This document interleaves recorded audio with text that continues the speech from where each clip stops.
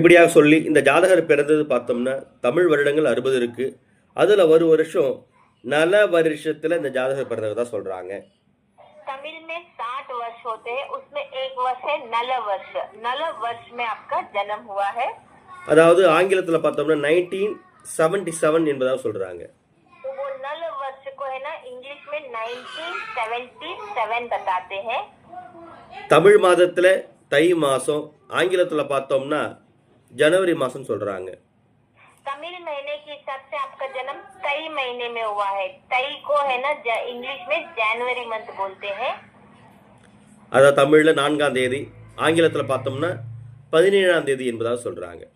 तमिल के डेट के हिसाब से आपका 4 तारीख तई 4 तारीख को आपका जन्म हुआ है और इंग्लिश के हिसाब से जनवरी 17 आपका जन्मदिन है।